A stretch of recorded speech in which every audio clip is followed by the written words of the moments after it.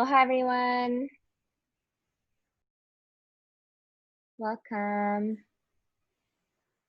Okay, great. So thank you everyone for being here. My name is Duration. I'm the Oahu chapter coordinator for Surfrider Foundation. We're really excited to be having our first webinar with Dr. Chip Fletcher, who is one of the top climate scientists in Hawaii, and just has these amazing presentations that have the latest science to both educate and inspire. We, just as a little update, we are not able to get the Facebook Live up. So for those who were trying to join that, maybe we can have that up on Facebook and YouTube after the event.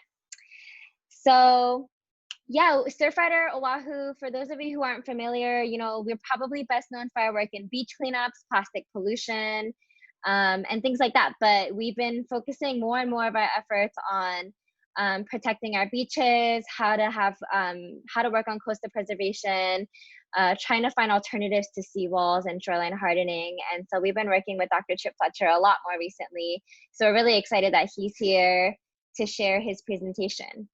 I'd love if you all participate in the chat. Please feel free to add questions, comments, and I'll make sure to update Dr. Fletcher as those things come in, and we'll also have time at the end for some of that as well. So without further ado, Chip, I'd love for you to introduce a little bit of yourself and go right into your presentation. You're muted.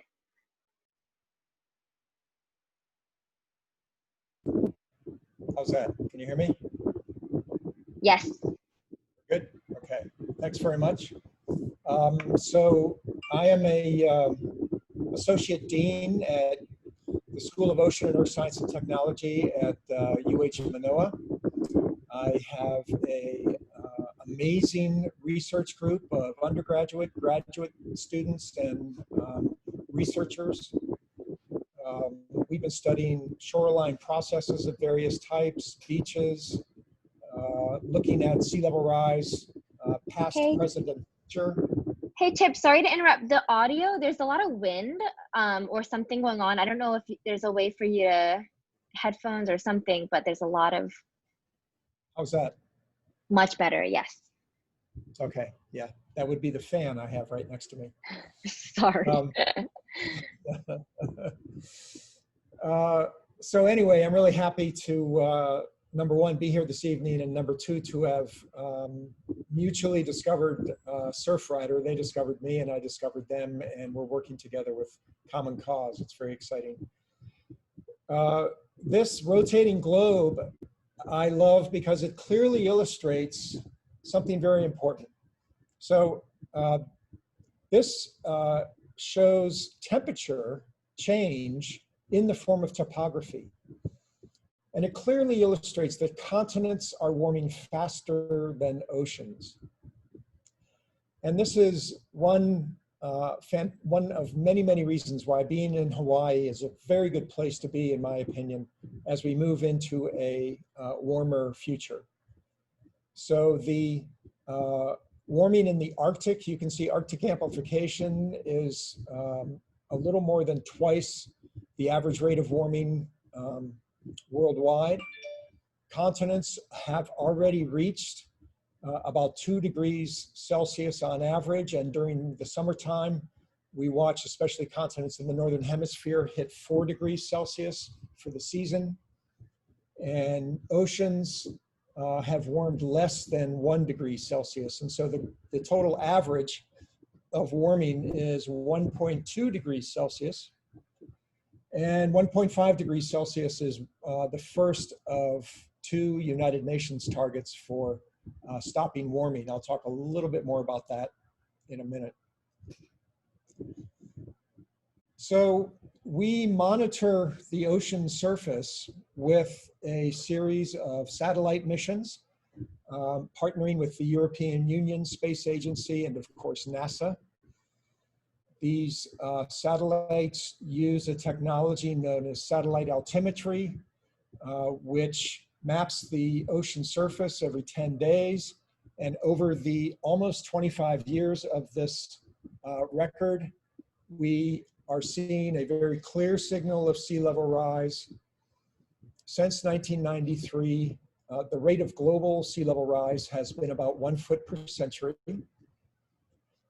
Based on tide gauges, which are very sparsely distributed around the globe, in the 20th century, the rate of rise averaged about 1/2 foot per century. So it looks like we have doubled during the altimetry era. And the altimetry data is tied to the tide gauge data so that they're normalized together. But if you look at just the last decade, the rate of global sea level rise is 1.5 feet per century. So this is an acceleration of sea level rise. And in fact, Steve Neerum at University of Colorado Boulder published a paper in 2018 looking at the satellite altimetry data, adjusting it for volcanic cooling and El Nino Southern Oscillation, and exposed an acceleration to the curve, which leads to 2 feet of sea level rise by the end of the century, 65 centimeters. So today's sea level rise does not represent today's warming or today's melting of the ice sheets. There's a lag, and the first lag exists in, let's say you turn on your car, CO2 comes out of the tailpipe. It's an average of 10 years before that CO2 does any warming. And it can be as much as 30 years. In fact, it can be over a century for smaller percentages of that greenhouse gas. So the warming that we're seeing today, on average, was caused a decade ago. And then you have a lag of melting the ice sheets. You know, if you take a big block of ice and put it in the middle of the room, it doesn't melt instantaneously, it takes time. And the larger the block of ice, the longer it takes to melt. And that's what's going on with the world's mountain glaciers and ice sheets, is they represent past warming, and their melting is an attempt to come into equilibrium with the new temperature of the atmosphere. And they're constantly out of equilibrium trying to catch up because warming continues to develop, continues to accelerate.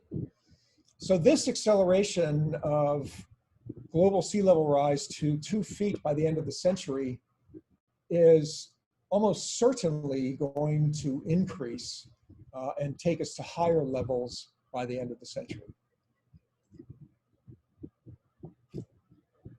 We have another satellite mission called the Gravity Recovery and Climate Experiment. We're in our second version of this.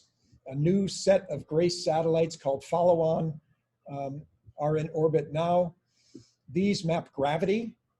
And so every time they pass over the Greenland ice sheet, as it melts, the gravity field changes, it goes down, and these satellites detect that.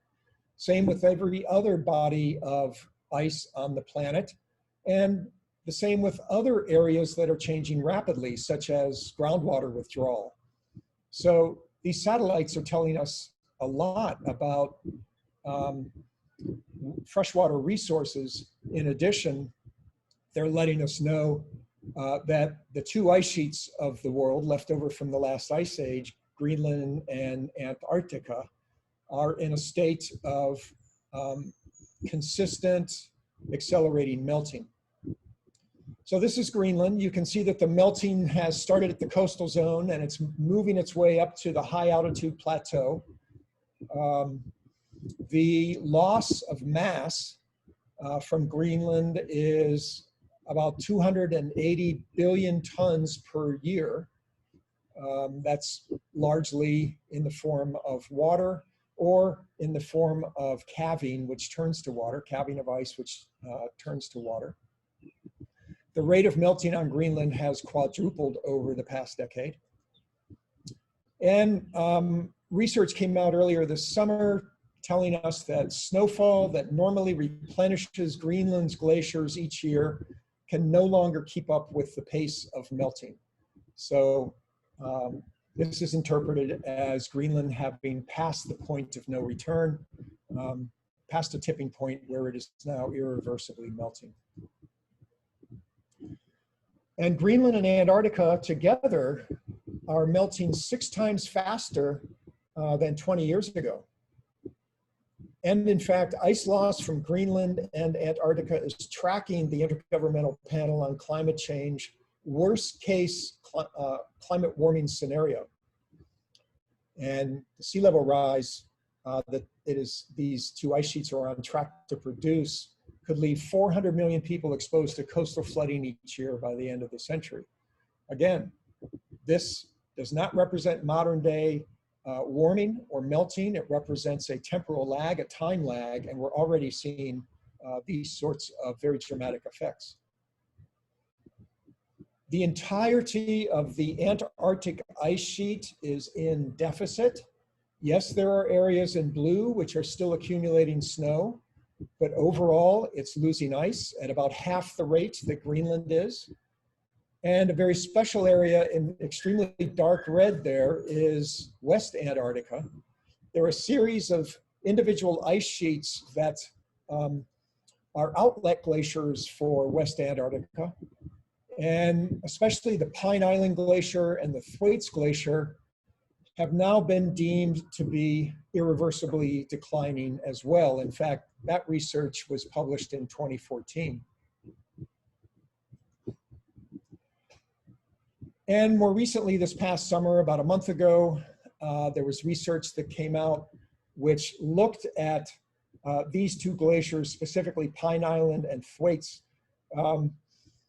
There are floating ice shelves located here and here that act as stoppers to the main bodies of ice which are landward. These floating ice shelves are grounded on the seafloor, and they're also stuck on the walls of the embayments. There is intense shear holding these floating ice shelves in place. Well, with continued sea level rise, and also with what we've observed as hundreds of meters of melting on the underside of these ice shelves, we are very fearful that they will unpin from the seafloor. And this research tells us that they are experiencing release from the sides of the embayments, which is holding them. The natural buffer system preventing these 2 glaciers from flowing rapidly is breaking down. The ice shelves are showing new damage areas, and these are interpreted as the first signs of structural weakening and precondition these ice shelves for disintegration. So very bad news coming out of both of the world's ice sheets. We also see very dramatic melting in every one of the world's mountain glacier systems, the alpine glacier systems. You can see just a sampling of them here. They're all in a state of decline, and all together, mountain glaciers and ice caps and basically the rest of the ice besides Greenland and Antarctica are in this very strong state of decline, 281 billion tons per year, more than Antarctica. So in addition to melting ice as a cause of sea level rise, we also have the absorption of heat by the world's oceans. And when things warm up, they tend to expand. And so we get this thermal expansion of the ocean. It represents very roughly about 1/3 of sea level rise. And the rate of thermal expansion, the rate of heat absorption by the ocean is accelerating. And in 2019, last year, the Intergovernmental Panel on Climate Change gave us our most recent model projections of future sea level rise. They model sea level rise based on greenhouse gas emission scenarios. And for a low scenario of greenhouse gas emissions, which is called RCP 2.6, and we are nowhere near that. And every economist or every economic projection indicates that we are not going to be at that very, very low level of emissions until the second half of the century, if we so wish as a global community. But at a scenario of low emissions, the models indicate 1 to 2 feet of global sea level rise by the end of the century. And under a high scenario of emissions, 2 to 3.6 feet by the end of the century. Now, this is called RCP 8.5, and in fact, that is worse than we are currently doing as a global community. The global community is emitting fewer greenhouse gases now than this scenario.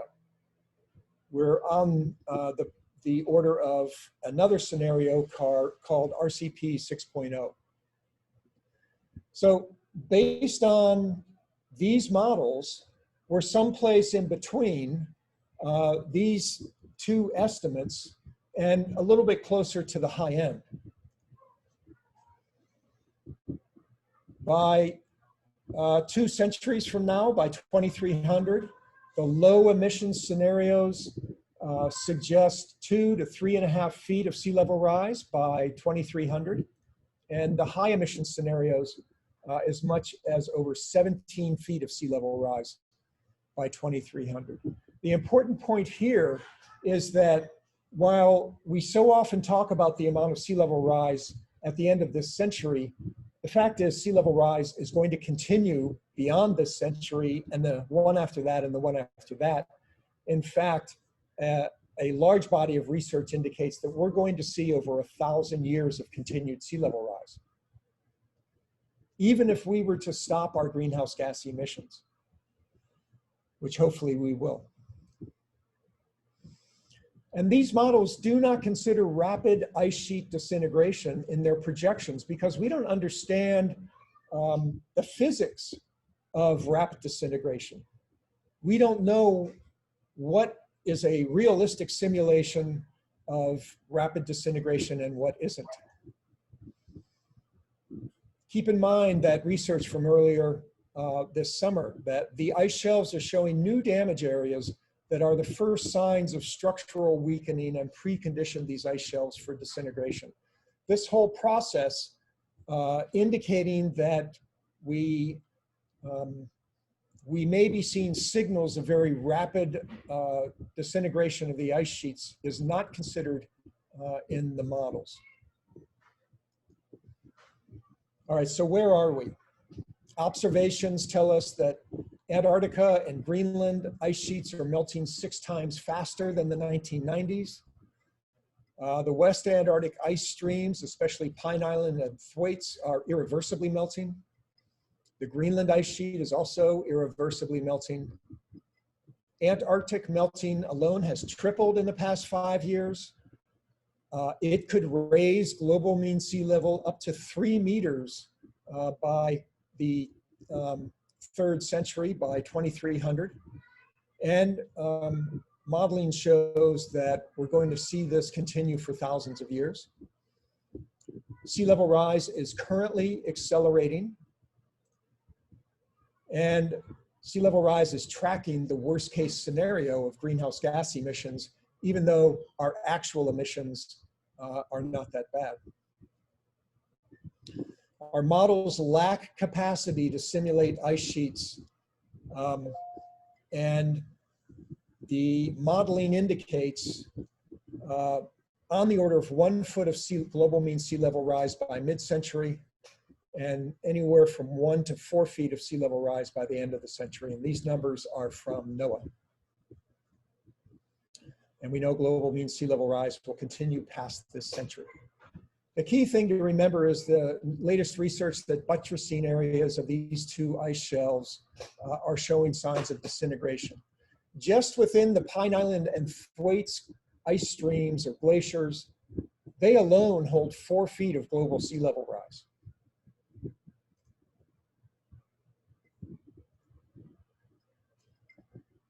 Several years ago, in recognition of the reality of sea level rise and that It had already become an extremely damaging process along the Hawaiian shorelines and globally. The State of Hawaii Climate Change Commission, under the guidance of the Office of Planning and the Hawaii Department of Land and Natural Resources, issued a report which came out in December of 2017, the Hawaii Sea Level Rise Vulnerability and Adaptation Report. This report contained modeling of impacts of sea level rise in Hawaii of various types at different increments of sea level rise during this century. One of the impacts modeled was seasonal wave runup. I'm talking to the Surfrider organization. You know which direction to take your boards in the summer versus the winter time. We get seasonal swell on different sides of the islands.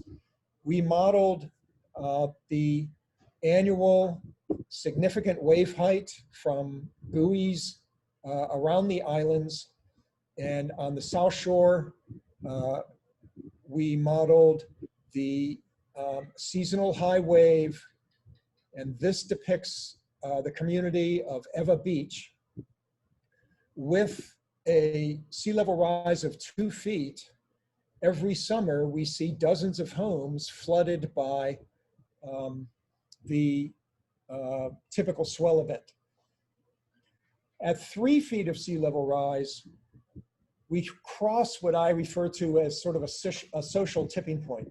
And we see this in lots of different types of impacts related to sea level rise, not only around Hawaii, but this transition from 2.5 feet up to 3 or a little over 3 feet of sea level rise. Suddenly a whole lot of processes on the ocean surface gain access to the flat coastal plain where we have invested our assets and where we live. So this is Ewa Beach every summer, getting flooded by waves, and it really brings to question the continued existence towards the end of this century of not only this coastal community, but others in Hawaii. We also modeled coastal erosion, and this red line shows the 80% probability of erosion. Lands located Makai of the line have an 80% probability of eroding at 3.2 feet of sea level rise. And also shown here in blue is the seasonal wave run up. In this case, we're up on the North Shore, looking at the significant wave height, the annual significant wave height for the winter time. And in bright blue, you see segments of highway that are threatened by the sea level rise impacts, either by regular flooding or by undermining by erosion. And this modeling was done for the entirety of Kauai, Oahu, and Maui. So one of the recommendations of that report was, let's take all these different types of impacts, erosion, and, seasonal high waves, and then just what's known as passive flooding, superimpose them and create a new planning area, a planning district called the sea level rise exposure area, and that's what's shown here in dark purple. We also have done additional research, and this is the dissertation research of Dr. Shelley Habel, who is a Sea Grant faculty member at the university and who works at the Department of Land and Natural Resources, Office of Conservation and Coastal Lands. And what you see here is the impact to Western Waikiki, Mo'iliili, and Kaka'ako under 3 feet of sea level rise at high tide.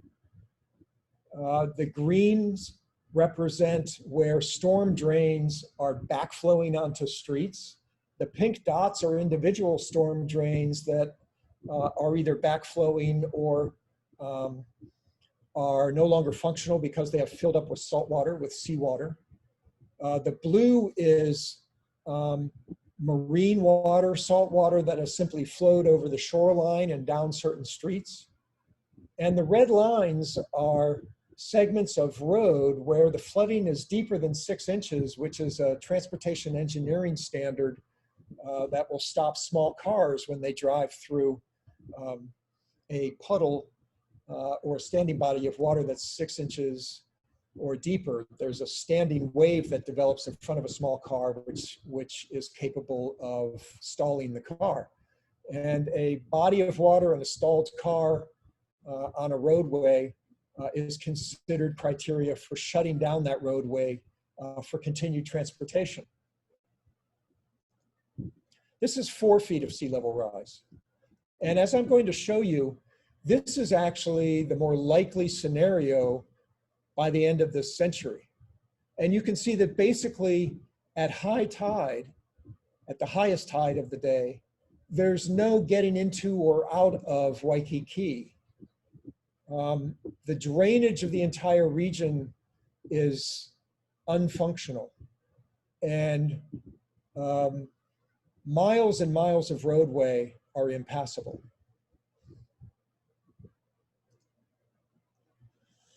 But permanent inundation by sea level rise is not the only way that sea level rise impacts our communities. You're all very familiar with the extreme high tide or king tide phenomenon, which we are seeing in Hawaii. In fact, these extreme tides arrived decades before the permanent inundation. And we're already seeing them accelerate in frequency and magnitude. They've already started, and they are the first sentinels or signals that sea level rise has entered our community, entered our lives, and is growing in impact. So the City and County of Honolulu also has a climate change commission. And that commission has written and published a number of guidances. You can see them listed here. One of the first was sea level rise guidance.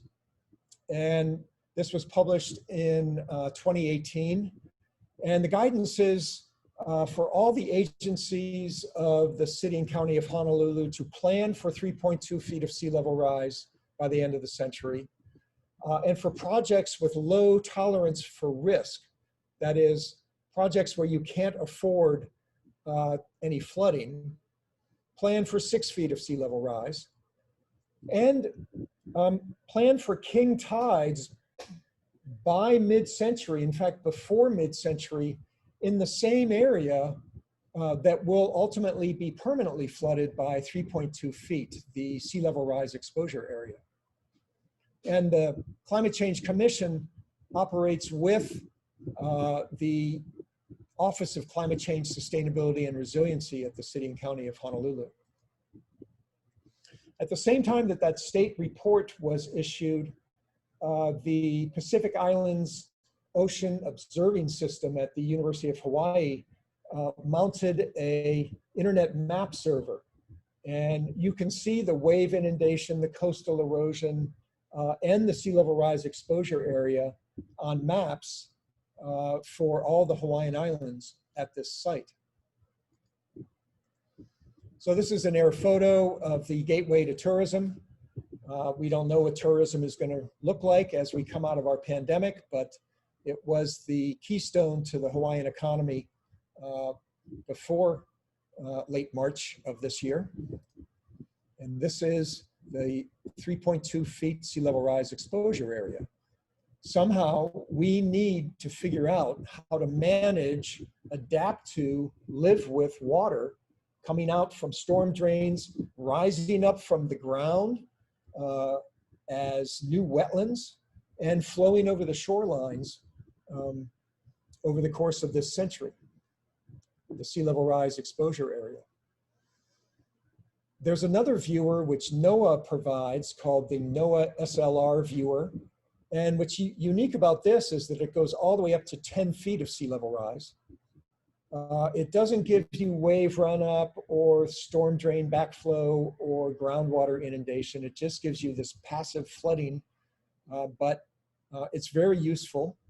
It basically operates by color coding the topography of the land surface in the coastal zone. So what are we supposed to do about this? Well, NOAA has provided us with 6 scenarios for planning purposes. These first 2 scenarios, the low and intermediate low, are now no longer relevant because sea level rise is already accelerating to a point where they will exceed these scenarios by the end of the century. And the next scenario above that is called the intermediate scenario. It's basically 1 meter by the end of the century. And so this represents a minimum planning target. And you would use this for projects or planning that can tolerate some degree of risk. And then there are higher scenarios, 5 feet, 6.5, and 8.2 feet, for projects that are increasingly sensitive to flooding. And the 2 highest scenarios represent some degree of ice disintegration, rapid sea level rise related to most likely the West Antarctic ice sheet, but also potentially other parts of Antarctica and Greenland. These planning scenarios are published, and NOAA provides a table. In this case, you can see the intermediate scenario by the end of the century takes us to about 1 meter of sea level rise. And by mid-century, 30 years from now, we're looking at about 1 foot of sea level rise. These are for global mean sea level. There is a whole nother process not taken into account here, which means that sea level at a locality, at a location, can be more or less than the global mean. And the primary process that causes this local relative sea level rise is called sea level fingerprinting. Sea level fingerprinting operates by the gravity that the ice sheets exert on the ocean surface. So the Greenland and Antarctic ice sheets, and in fact also the ice sheets and all the mountain systems, have measurable gravity associated with them. And wherever there's water, water will immediately respond to gravity, and the Greenland and Antarctic ice sheets cause the North Atlantic and the Southern Ocean to actually curve up because the gravity of those ice sheets is pulling up the ocean surface. Now, global warming is causing the ice sheets to melt, and that leads to a local sea level fall around the ice centers because the gravity is reduced, and there is a compensating sea level rise above and beyond the global mean that takes place elsewhere on the planet. Here is the sea level fingerprint for the Greenland ice sheet, and you can see that Hawaii sits in the worst case zone. Here's the West Antarctic ice sheet. Again, Hawaii sits in the worst location. The East Antarctic ice sheet, note the position of Hawaii. And the median glaciers, in other words, the median sea level fingerprint of the world's glaciers. And you can see Hawaii again sits in the worst case scenario.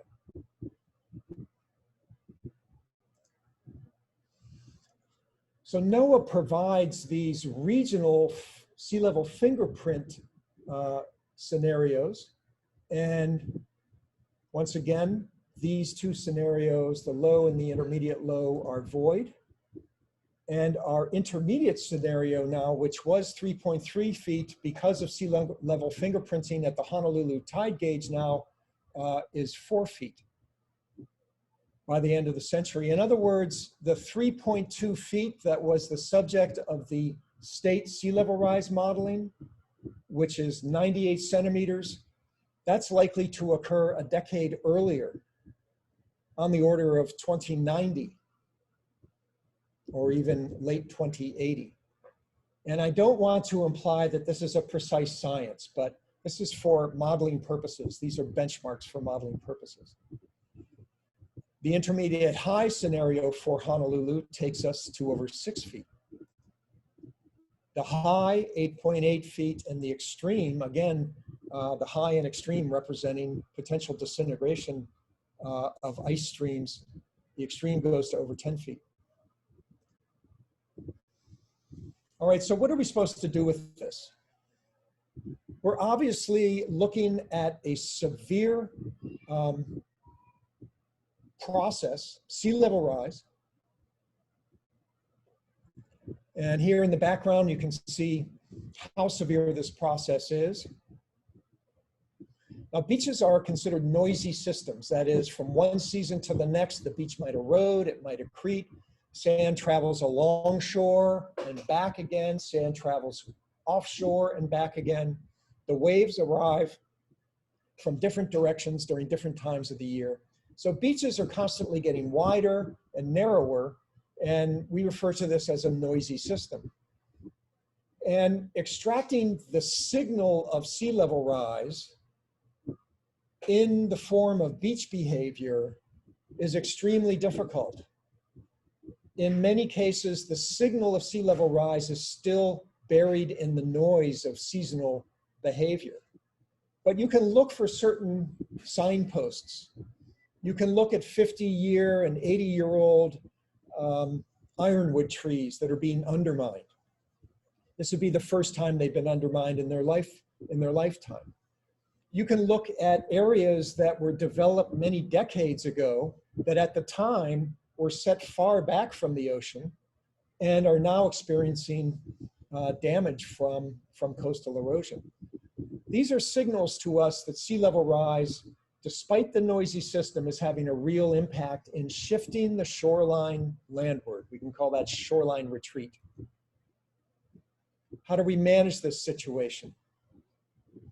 In 1972, the National Coastal Zone Management Act was passed, and this established policies governing our beaches and other coastal assets, estuaries, wetlands, and water cleanliness or water pollution in the coastal zone. The goal of the CZM Act in '72 was to preserve, protect, develop, and where possible to restore or enhance the resources of the nation's coastal zone. The CZM Act in 1972 led to the development of state partnerships, and I believe every coastal state is a partner with the federal program, and the state partners by and large have developed their own local laws. In Hawaii, a governing policy is what's known as the administrative shoreline. The administrative shoreline marks the jurisdictional boundary between county jurisdiction, where you can develop the land for private ownership on the Mauka side of the administrative shoreline. You can also have federal lands and you can have state lands, but we're going to assume it's county land in our description here. And on the Makai side, the lands are automatically zoned conservation. In other words, they're public and they are to be conserved, and they are managed by the Department of Land and Natural Resources. The shoreline itself, the administrative shoreline, is defined as the upper reach of the wash of the waves at high tide during the time of the year when the waves are highest, but not to include storm surge from hurricanes or tsunamis. So this boundary is going to move with sea level rise. And in fact, the Attorney General 2 years ago issued an opinion that as the administrative shoreline migrates landward from erosion or sea level rise, it automatically converts land to conservation ownership. In other words, it's state-owned. And there doesn't need to be any notice or payment given to whoever the previous landowner was prior to the upper reach of the wash of the waves migrating landward. This shoreline also marks the location from which the counties and the state have what's known as a setback, a construction setback or a zone of prohibition where you are not allowed to build. And the state setback had a minimum of 20 feet and was otherwise 40 feet. But recently Senate Bill 2060, just this year, and in fact, just signed into law by Governor Ige 2 or 3 weeks ago, eliminated that minimum setback for the state and made it 40 feet. So the individual counties also are allowed to have or given the authority to develop their own setback, provided it doesn't retreat compared to the state setback. And the City and County of Honolulu revised ordinances, Chapter 23 is the setback policy for the city. And it says right here, right up front, the purpose of the shoreline setback for the city is the primary policy of the city to protect and preserve the natural shoreline, especially sandy beaches, to protect and preserve public pedestrian access laterally along the shoreline and to the sea, and to protect and preserve open space along the shoreline. And it's also the secondary policy of the city to reduce hazards to property from coastal floods. So clearly, the primary purpose of the setback is to protect beaches and to protect the public's right to move to and along the shoreline.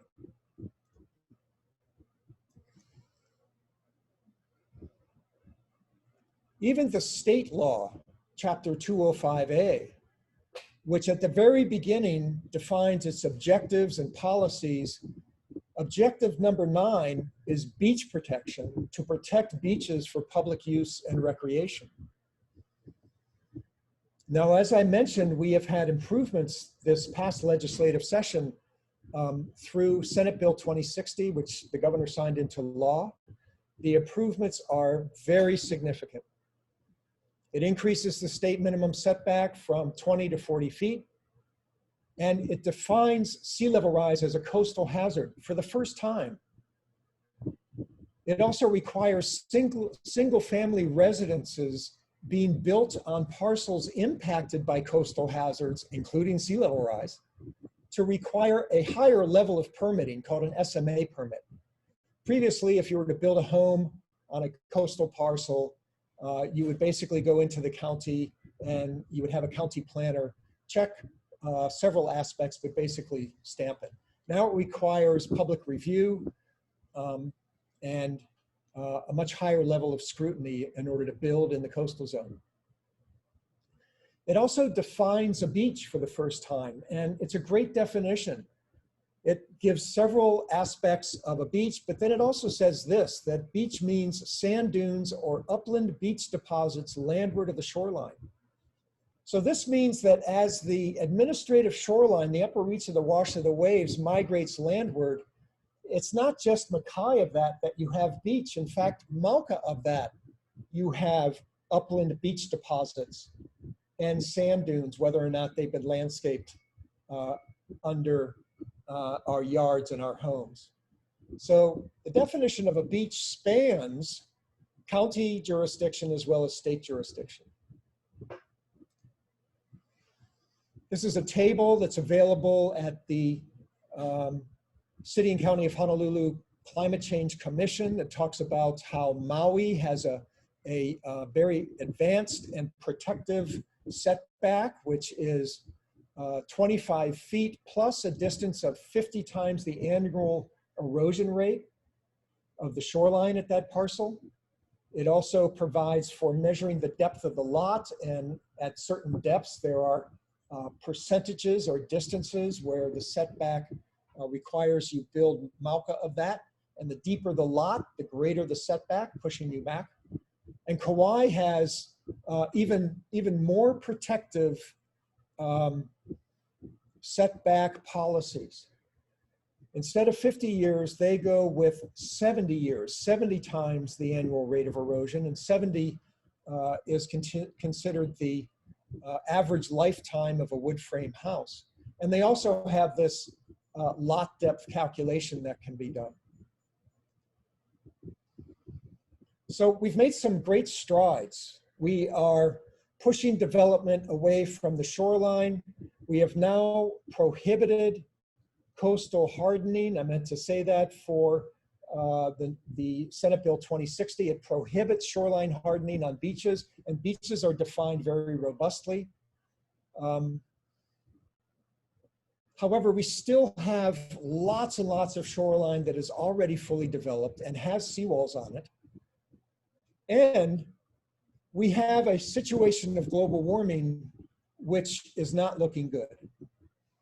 Last year, and going back a couple of decades, the rate of use of fossil fuels accelerated faster than the rate of use of renewable energy. In fact, last year, coal represented 36% of all power generation across the world, and renewable energy only 10%. Projections by a whole range of energy economists suggest that we're going to be seeing continued CO2 emissions at least until mid-century. That's this red line. It goes up to the year 2040. But if we want to meet the UN targets of stopping warming at 1.5 degrees C or 2 degrees C, we need to follow this green line. So projections and actual observations of greenhouse gas emissions are not in line with our goals of stopping warming at less than 2 degrees Celsius. In fact, this nonpartisan congressional think tank, which was started in the 1950s, comes out with an annual outlook. And their outlook in 2019 said, under most scenarios, carbon dioxide emissions from the global energy system are on a path to far exceed international targets of the Paris Agreement. So the fact is, our current pathway is taking us to someplace between 3 and 3.5 degrees Celsius of warming in the second half of the century. So the challenge to us, now that it appears that we have stopped seawall construction through revisions to Chapter 205A, and we have the nation's most protective setbacks in the county of Maui, on the island of Maui, and the county of Kauai. Now that we have moved and achieved these successes, how do we take care of these homeowners, these landowners that are in doomed locations? How do we save our beaches and move our coastal assets? It's not just homeowners on beachfront parcels, it's also roads. This is the challenge before us now, and we have a lot of work to do. So thank you very much. I'll stop with that and stop sharing, and we can go into discussion mode. Dore, it's all yours. Thank you, Chip. Thank you so much. I do want to give a quick shout out to our beach protection coordinator, Mike Foley. I don't know if Mike, you're still here, but he's been doing a lot of incredible work with us. And I'd love if you just could give a 1 or 2 minute super quick overview of what we've recently been doing, and then leave time for some audience questions. Yeah, great. Thank you, Chip. Dr. Fletcher, that was a great overview. Thank you for your time this evening. And thanks, Dore, for the shout out. Yeah, so my name's Mike Foley. I am the volunteer beach protection coordinator for Surfrider Oahu chapter. And the chapter has taken on a lot of coastal management issues. As Dr. Fletcher mentioned at the end there, right, when he was getting to the really hard question of what we do to either protect or relocate or enhance our coastal infrastructure. You know, we've as a chapter have started to chime in, and I think our role here is to help with bringing science and policy to the discussion from the community perspective. And so we specifically have taken on a couple of high profile projects that we've kind of made our voices heard, I would say. And we're looking now at how we can help to kind of inform some of the policy discussions around these really hard questions. So whatever we can do to build bridges between the managers at the local level and then maybe at the state and the federal level, we're really trying to see what we can do to facilitate those discussions. So it takes a village. And anyway, thanks for chiming in, everyone. Thanks for your any questions, and I think we'll open it up now. Yeah, thank you, Mike. Last little note from the Surfrider side is that we do rely quite heavily on the community being our watchdogs, telling us what's going on, if there's maybe a potential illegal seawall, a beach access being blocked. So please never hesitate to reach out to us, because it's how we find out about most issues. And with the recent Waimanalo seawall and the Obama Nesbitt property, we were the only testifiers that came from that science and policy perspective. So, our role is becoming, it's being revealed how important it is for Surfrider and any other organizations who want to step up to speak their voice on these issues, because as of right now, there are no formal organizations that are really prioritizing beach protection from the nonprofit side. So first question comes from Arlene. What about the hotels in Waikiki, and how will their retreat be handled? If you can take that on, Flip or Chip. So you'd start with the easy question, huh? We don't know. We just do not know. I can tell you that there are sort of slivers of action that individual hotels are taking. The Queen Liliuokalani Trust sold its lands a few years ago in Waikiki, and they told people it was because of sea level rise. So they got out. One of the hotels, not one of the beachfront hotels, but one that's just on the other side of Zak Kalakaua, is renovating, and it's planning on raising its ground floor 8 feet. And it's doing this for sea level rise. While maybe individual properties and hotels need to take on the adaptation challenge themselves, the architecture and the renovation, we still need to handle the roads and sidewalks. And so those are public assets. And underneath roads, you have our sewage lines and our freshwater lines. So there are lots of very important assets that go with roads. And traditionally in government, doesn't matter what level of government, you have departments that are relatively siloed. So you have the transportation folks and the freshwater folks and the sewage folks, and they rarely get an opportunity to work together, but now they have to work together. And so one of the things that the Resiliency Office is doing for the city is creating resiliency teams, bringing together these key folks in these departments, getting them used to the idea of working with each other and solving problems together. Do we raise roads? Are we going to end up with a system of dikes, raised roads that will block polluted groundwater, which is going to break the land surface as sea level rises and prevent the circulation of that polluted groundwater? It needs to have access to the ocean. So simply raising roads on fill, we need to do something far more sophisticated than that. And do we invest public assets in communities that potentially are doomed? How do we make that decision? So the challenge before us is enormous, and we so far are really just scraping the surface. Right. Thank you, Chip. Yeah, I think we're finding more and more that everyone's kind of at a standstill. Homeowners, landowners, hotel owners, advocates, and government officials. I think we all want the same thing. We want to protect our beaches, and we don't want to be taken over by the shoreline.